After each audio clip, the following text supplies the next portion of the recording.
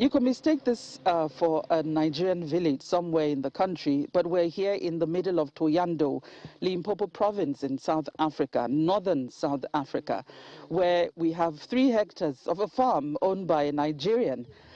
Here you have almost everything: yam, water leaf, jute leaves, aka ewedu, you have okra, you have bitter leaf.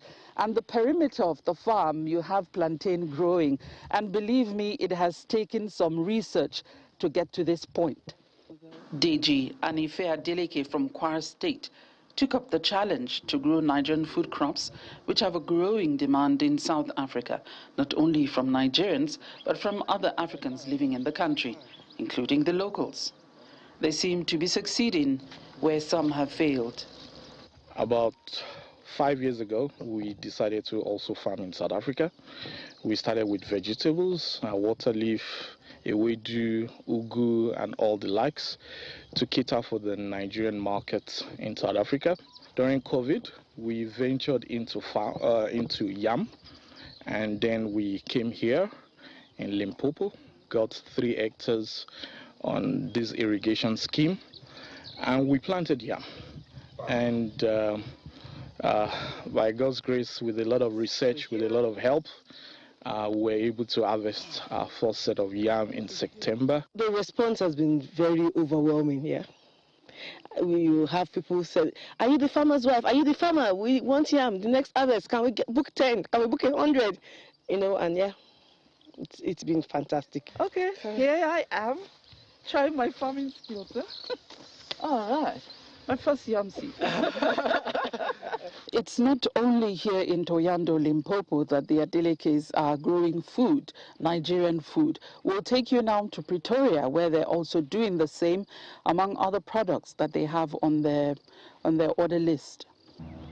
Here in their residence in Pretoria, the couple have created greenhouses to further their farming project.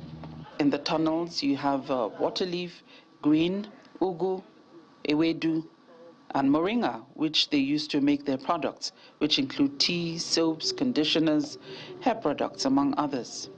There are also tunnels dedicated to yams and plantain. The plantain we eat here comes all the way from Ecuador. Ecuador is almost maybe 8,000 miles away from South Africa.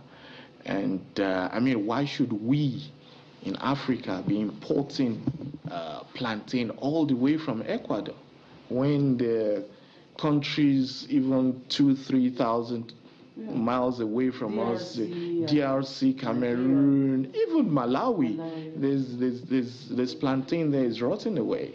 We also want to get other African countries to try some of this food from West Africa.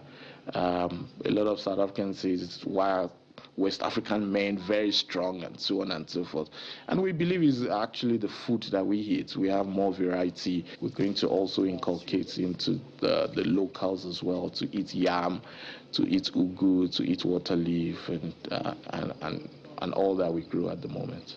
Beyond food, some of the farm produce also feed the Adeleke's beauty products section, where we were given a quick tour by Ife. Put it in your hair, you cover it. September is the next big harvest, and we'll make sure we'll be back to hopefully fill our own sacks while telling the story. From Pretoria, South Africa, Betty Dibia, Channels Television News.